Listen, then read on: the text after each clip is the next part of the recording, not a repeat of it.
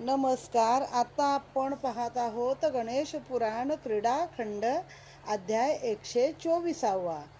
वक्रतुंड महाकाय सूर्यकोटी समप्रभ निर्विघ्नं कुर्मे देव सर्वकार्येषु सर्वदा. आता गणेश पंचरत्नामधील एक श्लोक. नितांत कांत दंत कांती मंत कांतकात्मजम अचिंत्य रूपमंत ही हीनमंत रायकृतन्नमं हृदंतरे वसंतमेव योगिनाथमेकदं तमेव तं विचिंतयामि संततम. मी नेहमी फक्त त्या परम भगवानाचाच विचार करतो, ज्याच्या मोहक अशा त्या दांड्यामध्ये प्रचंड तेज आहे. तो शिवाचा पुत्र आहे, अनंताचा नाश करणारा आहे. तो एक शाश्वत परमेश्वर आहे. तो सर्व बाधा दूर करतो. योग्यांच्या हृदयात तो सदैव अढळ असतो. अशा त्या विनायकाचे मी भजन करीतो. आता मागच्या अध्यायामध्ये आपण त्या सिंदुरासुराचा वध झालेला पाहिला आहे. मग पुढे आता 124वा अध्याय आहे, गणेशाचा चक्रपाणी सुवर. आता हा चक्रपाणी म्हणजे त्याचा पिता आहे. सिंधूचा वध झालेला ऐकून त्याचा पिता चक्रपाणी, माता उग्रा आणि पत्नी दुर्गा म्हणजे त्याची पत्नी सिंदुराची अतिशय शोक करीत रणभूमीवरती गेले. तिथे गेल्यावर दुर्गेने पतीचे शिर मांडीवरती घेऊन अनिवार्य शोक केला. चक्रपाणीने दुःखावरून बेलाची व चंदनाची लाकडे मागवून त्याची चिता रचली आणि सिंदुरासुराचे त्यात दहन केले. त्याची पत्नी दुर्गा हिने आपल्या पतीबरोबर सहगमन केले म्हणजे सती गेली. नंतर चक्रपाणीने गणेशाची नाना प्रकारे स्तुती करून तो गणेश त्यावर संतुष्ट झाला आणि म्हणाला, वर माग. तेव्हा चक्रपाणी गणेशास म्हणाला, तू एकदा आमच्या घरी ये. आता पोराला मारले तरी पण हा गणपतीला म्हणतोय माझ्या घरी ये. ते ऐकून गणेश त्याच क्षणी मयुरावरती बसून आरूढ होऊन गंडकी नगरात चक्रपाणीच्या राजवाड्यामध्ये आलेला आहे. गजाननास राजसभेत बसवून चक्रपाणी त्याची पूजा करू लागला. तोच ब्रह्मांड फुटून जाईल एवढा मोठा आवाज झाला. तेव्हा सर्वजण गणेशाकडे पाहू लागले. तोच गजाननाच्या जागी त्यांना पंचायतन दिसू लागले. आता गणेश पंचायतन हे याच्यामध्ये कोण कोण येतात? शंकर, सूर्य, विष्णू, देवी आणि गणपती. ही पंचमुखी असलेली मूर्ती एका सिंहासनावर बसलेली त्या सर्वांनी पाहिली आणि ते प्रत्यक्ष गजाननाचे परब्रह्म सुंदर रूप पाहून सर्वांनी त्याची पूजा केली. नंतर नारद ब्रह्मदेवाला म्हणाला, हे ब्रह्मदेवा, तुझ्या सिद्धी आणि बुद्धी या दोन कन्याचा विवाह गणेशाशी कर. आता आलाच आहेस तू आणि गणेशही येथे आलेला आहे, तर त्यांचा विवाह तू लावून दे. ते ऐकून सर्व देव त्या कन्या आम्हाच दे आम्हाच दे असे ब्रह्मदेवाला म्हणू लागले. हे ऐकून ब्रह्मदेवाने आपल्या कन्यांच्या हाती पुष्पमाला देऊन स्वयंवर पद्धतीने आपला पती निवडण्याची आज्ञा केली. तेव्हा त्या सिद्धिबुद्धींनी इतर कोणत्याही देवाकडे न जाता सरळ गणेशाकडे जाऊन त्याच्या गळ्यामध्ये वरमाला घातलेले आहेत. त्यानंतर ब्रह्मदेवाने त्या दोघींचा विवाह गणेशाबरोबर ती लावून दिलाय. आता आपण रिद्धी सिद्धी पण म्हणतो आणि सिद्धिबुद्धी इथं म्हटलेलं आहे. आता पुढचा अध्याय आहे 126. 3 अध्याय आपण एकत्र पाहत आहोत. सिद्धिबुद्धी यांना आपल्या गणासह बरोबर घेऊन गणेश शंकराच्या आश्रमामध्ये आला. तेथे त्याने एक विशाल सुंदर नगर निर्माण करून पूर्वेकडे रतिमदनाची स्थापना करून मार्जारी देवीस तेथे स्थान दिले. दक्षिणेस ईश्वर पार्वतीची स्थापना, ईश्वर म्हणजे शंकर, त्यांच्या सन्निध विरजा नामक देवीला स्थान दिले. पश्चिमेस वाराह आणि धरणी यांना जागा देऊन आश्रया नामक देवीची स्थापना केली. इतर दिशेस विष्णूला स्थान देऊन तेथे मुक्ती नामक देवीची स्थापना केली. गजाननाच्या इच्छेने गणेशपुरीत 33 कोटी देव येऊन राहिले. तेथील यात्रा विधीपूर्वक केली असता मनातील सर्व इच्छा पूर्ण होतील असा वर दिला आहे. गणेश नगरात पुष्कळ वर्ष वास केल्यानंतर एके दिवशी आपल्या सर्व आप्तइष्टांना आणि ब्रह्मा विष्णू महेश यांना जवळ बोलावून गणेश सर्वांना म्हणाला, देव हो, मी सिंधू राक्षसाचा वध करण्यासाठी हा अवतार घेतला होता. आता माझे अवतार कार्य संपले आहे. पृथ्वीवरील सर्व अधर्माचाही नाश झाला आहे. आता मला सर्वांनी निजधामास निघण्याची आज्ञा द्यावी. ते ऐकून सर्वांना फार दुःख झाले. पार्वती पुत्र प्रेमाने अतिशय दुःखी झाली. असे पाहून गजानन तिला म्हणाला, हे माते, शोक करू नको. मी पुढे सिंदूर नावाच्या दैत्याचा वध करण्यासाठी पुन्हा तुझ्या पोटी जन्म घेईन. कार्तिकेयाने आपल्या 12 हातांनी गणेशास मोठ्या प्रेमभराने आलिंगन दिले आणि गजाननाने मयूर त्यास भेट दिला. त्याचे मयुरेश्वर असे नाव ठेविले. शेवटी सर्व देवांना माझे स्मरण करताच मी तुमच्या सर्व संकटाचा नाश करेन, त्यांचा नाश होईल संकटाचा, असा वर देऊन गजानन तेथल्या तेथे गुप्त होऊन आपल्या अवताराची समाप्ती त्याने केलेली आहे.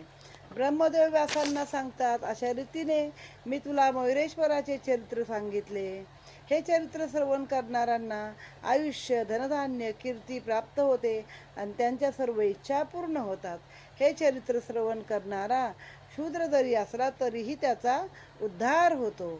अशा रीतीने इथे हे 3 अध्याय आपण एकंदरीत समाप्त केलेले आहेत.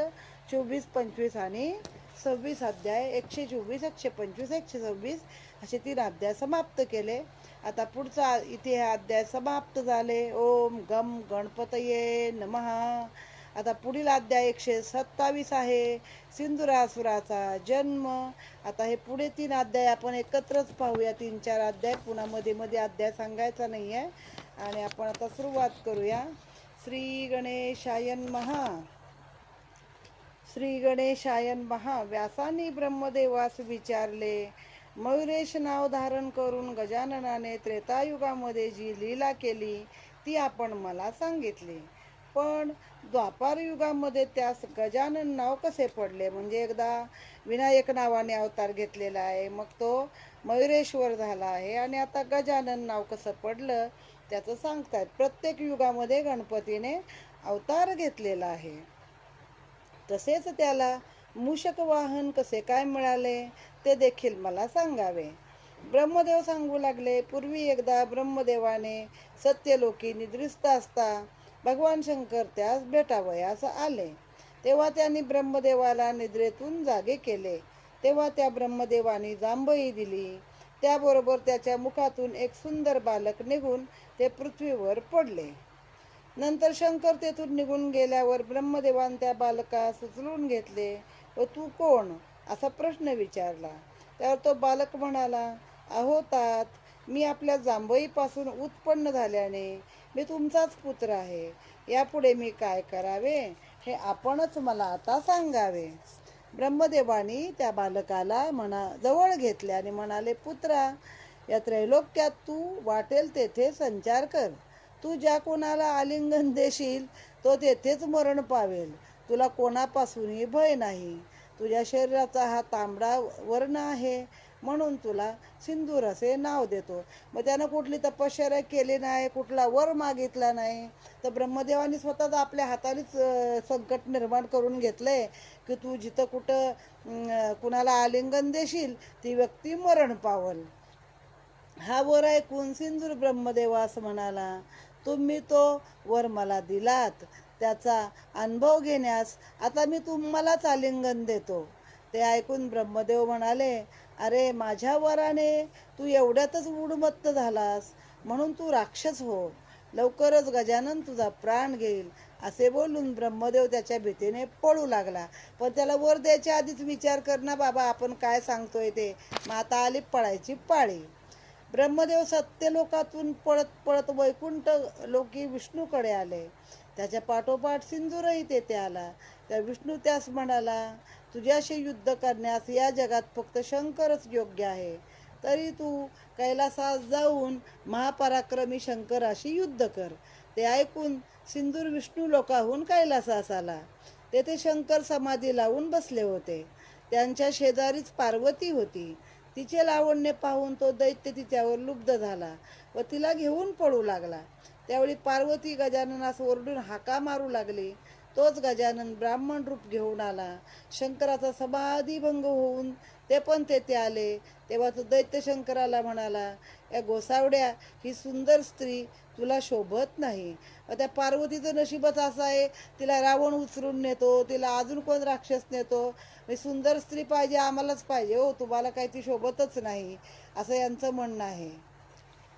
असे म्हणून तो शंकराचे युद्ध करायला तयार झाला. तेवढ्यात ब्राह्मण वेशधारी गजानन पुढे येऊन म्हणाला, बाबांनो, तुमच्या दोघांच्या भांडणात त्या बिचाऱ्या स्त्रीचे हाल कशासाठी करता? तोपर्यंत तुम्ही युद्ध करता आहात, तोपर्यंत या सुंदरीला माझ्याजवळ ठेवा. ज्याचा युद्धामध्ये जय होईल त्यास मी ही स्त्री देईन. हे ऐकून सिंदुरासुराने पार्वतीस गजाननाजवळ दिले व तो आपले बाहू पसरून शंकरास आलिंगन देण्यासाठी धावला. तोच गजाननाने आपला परशु त्याच्या नकळत त्याच्यावर फेकला व शंकराने पण आपला त्रिशूळ त्याच्या छातीवरती मारला. त्यामुळे त्याच्या छातीतून भळाभळा रक्त वाहू लागले आणि अतिशय तीव्र वेदनेने तो विवळू लागला. तेव्हा गजानन त्यास म्हणाला, आता तुझा पराभव झालेला आहे, म्हणून ही पार्वती मी शंकरांना देतो. हे ऐकून पराजयाने खिन्न होऊन सिंदूर तेथून निघून गेला. नंतर गजानन आपले रूप प्रगट करून पार्वतीला म्हणाला, माते, मी तुला द्वापार युगात दर्शन देईल असे वचन दिले होते, ते खरे करण्यासाठी मी लवकरच तुझ्या उदरी जन्म घेणार आहे. इथे अध्याय समाप्त. ओम गम गणपतये नमः. आता अध्याय 129 आहे, गजाननाचा देवांना वर. श्री गणेशाय नमः. कैलासाहून निघाल्यावर सिंदूर पृथ्वीवर आला व तेथून त्याने सर्व देवांना पीडा करण्यास सुरुवात केली. सर्व देव त्याच्या त्रासाने भयग्रस्त झाले. तेव्हा बृहस्पतीने त्यांना गजाननास शरण जा असे सांगितले. मग सर्व देव मिळून गजाननाची स्तुती करू लागले आणि त्यास शरण गेले. त्या स्तुतीने गजानन प्रसन्न होऊन अत्यंत तेजस्वी रूप धारण करून तो देवांपुढे प्रगट झाला, उभा राहिला येऊन, आणि त्यांना म्हणाला, देव हो, घाबरू नका, मी लवकरच पार्वतीच्या उदरी जन्म घेऊन सिंदुराचा वध करीन. इतके बोलून तो अंतर्धान पावला. पुढे पार्वतीच्या उदरी गर्भाचा संभव झाला. तिला सुंदर असा एका अरण्यात, तिला असे डोहाळे होऊ लागले की मला अरण्यात जायचं आहे, सुंदर अशा अरण्यात जाऊन राहायचं आहे. ते पाहून शंकराने पार्वतीसह एका रम्य उपवनात वास केला व तिथेच कित्येक देव देखील येऊन राहिलेले होते. पुढे गजाननाचा अवतार. 9 महिने पूर्ण झाल्यावर पार्वती प्रसूत झाली. तिला मुखावर सोंड आणि 4 हात आणि मस्तकी चंद्र आहे असा पुत्र झाला. तेव्हा शंकरांना अतिशय आनंद झाला. ते पार्वतीला म्हणाले, हा प्रत्यक्ष परमात्माच आपल्या घरी जन्माला आला आहे, तो सिंदूर दैत्याचा वध करेल. आता लोकांना प्रश्न असतात ना, एवढं मोठं हातीचं मुंडकं, 4 हात, आणि असा कसा जन्माला येऊ शकतो बाईच्या पोटातून, उदरातून? तर हे जे परब्रह्म स्वरूप आहे, हे जे देव आहेत, हे कोणतेही योनी प्रसवा नाहीत. तुम्ही रामायण वाचा, महाभारत वाचा, हरिविजय वाचा. त्यामध्ये कृष्ण यशोदेपाशी आणि राम कौशल्येपाशी प्रथम त्यांनी दर्शन दिलं 8 वर्षाच्या बालमूर्तीमध्ये, आणि नंतर त्यांच्यासमोर ते छोटं बाळ होऊन राहिले. मग त्यांना ते मागचं 8 वर्षाचं रूप आठवत नाही, तेव्हा मोहिनी घातलेली असते, आणि मग पुढे ते बाळ म्हणजे मुलगा झाला, पण ते अयोनी संभव आहेत. तसंच इथं या गजाननाचं देखील आहे. पार्वती गर्भात राहिली खरी, पण ते अयोनी संभवच आहेत ते, आणि त्यांनी असाच तिथे मग लहान बाळाचं रूप घेऊन ते उभे राहिले आहेत. हे ऐकून बालक म्हणाले, अहो तात, तुम्ही जे भविष्य केले ते बरोबर आहे, परंतु मी सिंदूर वधाबरोबर लोकांचे अज्ञान तिमिर देखील दूर करून सर्वत्र ज्ञानाचा प्रसार करीन आणि सर्वांना सत्प्रवृत्तीकडे वळवीन. त्यासाठी मी वरेण्य राजाला ज्ञानाचा उपदेश करणार आहे. त्याच्या मंत्रामध्ये वरेण्याचं नाव आहे बघा. तो माझा परमभक्त असून त्याच्या पत्नीने माझी 12 वर्ष मनोभावे भक्ती केली असल्याने तिचे घरी मी बाळभावाने राहणार आहे. तिला आत्ताच झालेल्या बालकाचे राक्षसाने हरण केले आहे. तेव्हा ती सावध होण्यापूर्वीच तुम्ही मला त्वरा करून तिच्या कुशीमध्ये नेऊन ठेवा. म्हणजे देवकी आणि यशोदा इथं पण आलं, जन्म झालाय पार्वतीच्या पोटी, पण तो वरेण्य राजाच्या बायकोच्या उदरामध्ये जाऊन आता तिचा मुलगा म्हणून तो तिथे राहिलेला आहे किंवा राहणार आहे. आता पुढचा आहे नंदीने केलेला पराक्रम. शंकराने त्या बालकाचे म्हणणे ऐकून नंदीस त्याला आकाश मार्गाने त्वरित नेण्याची आज्ञा केलेली आहे. त्याप्रमाणे नंदीने त्याला वरेण्य राजाच्या पुष्पावती नावाच्या राणीच्या मंचकावर नेऊन ठेवले आहे. नंतर तो परत आल्यावर शंकराला म्हणाला, आपल्याकडून बालकास घेऊन गेल्यावर थोड्या वेळाने मला पोरे खाणारी राक्षसी भेटली. तिला मी माझ्या शेपटात गुंडाळून गरगर फिरून पर्वतावर फेकले. आणखीन थोडे पुढे गेल्यावर मला गंधर्वाने अडवले. तेव्हा कित्येकांना शिंगाने, शेपटाने आणि श्वासानेच मी पिटाळले आणि आपले कार्य साधूनच मी आपल्यापाशी आलेलो आहे. हे ऐकून शंकराने त्याला महापराक्रमी अशी एक पदवी दिलेली आहे, प्रशंसा केलेली आहे नंदीची. इथे हा अध्याय समाप्त. आता पुढील अध्याय आहे 132वा, नर्मदेतील गणपती. एके दिवशी सिंदूर दैत्य आपल्या सभेत बसला असता स्वतःचे वैभव पाहून तो मनात म्हणाला, माझ्यासारखा शूरवीर बलाढ्य या जगात कोणीच नाही. मी माझ्या सामर्थ्याला आव्हान देणारा असे कोणीच नसल्यामुळे माझे सर्व सामर्थ्य आता व्यर्थ जात आहे. ते जसं सहस्त्रार्जुनाला सहस्त्र हात होते आणि शंकर प्रसन्न झाल्यावर त्याने वर काय मागितला, तर माझ्याशी युद्ध करणारा, मला एवढ्या हाताचा कंटाळा आलाय, काहीच कामाचे नाही आणि मला हे हात माझे नको होत, आणि तसा युद्ध करणारा भेटावा. मग शंकर म्हणले, वा रे बाबा, काय वर पण मागितलास.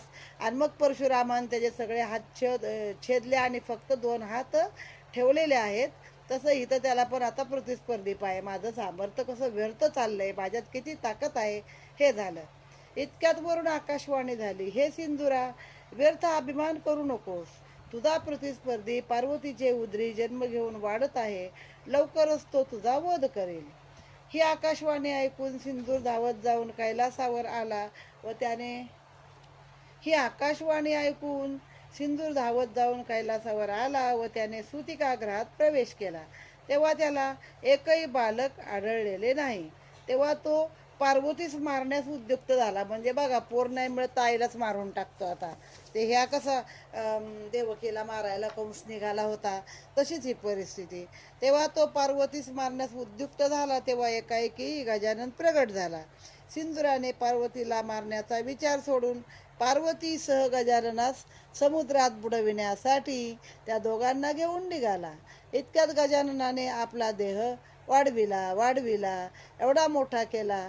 त्याने आपले वजन एवढे वाढविले की ते सिंधुरासुरास सहन होईना. मग त्याने काय केलं, गजाननास खाली नर्मदेच्या पात्रात टाकून दिलं. तेव्हा त्या पात्रातून एक महाविशाल कालपुरुष बाहेर आला व त्या सिंधुरास म्हणाला, बाबा रे, तुझा शत्रू मी नसून ती दुसरीकडे तुझा वध करण्यासाठी वाढत आहे. इतके बोलून तो पुरुष गुप्त झाला. सिंदूर पार्वतीस तेथे सोडून आपल्या घराकडे निघून गेला. नर्मदेत ज्या ठिकाणी त्या बालकास सिंदूर दैत्याने टाकले होते त्याला गणेश कुंड असे म्हणतात. तेथे रक्त पडल्यामुळे तेथील दगड तांबडे झाले, म्हणून त्याला नर्मदेतील गणपती म्हणतात. नर्मदेतून लालसर रंगाचा खडा निघाला की त्याला गणपती मानलं जातं. पण आता मी नर्मदा परिक्रमा करून आलेली आहे प्रत्यक्षामध्ये. आपल्याला कुठेही आत पात्रात जाऊन हात घालून खडे दगड बघायला मिळत नाहीत, पण हे लोक विकायला मात्र दगड बसलेले असतात तामणामध्ये घेऊन. इथे हा अध्याय समाप्त झालेला आहे. ओम गम गणपतये नमः. इथे आपण एकंदरीत आज 9 अध्याय पाहिलेले आहेत. 124 ते 132 पर्यंतचे पाहिलेले आहेत. इथे आपले अध्याय आजचे समाप्त. वक्रतुंड महाकाय सूर्यकोटी समप्रभ निर्विघ्नं कुरु मे देव सर्वकार्येषु सर्वदा. गणपती बाप्पा मोरया, मंगलमूर्ती मोरया.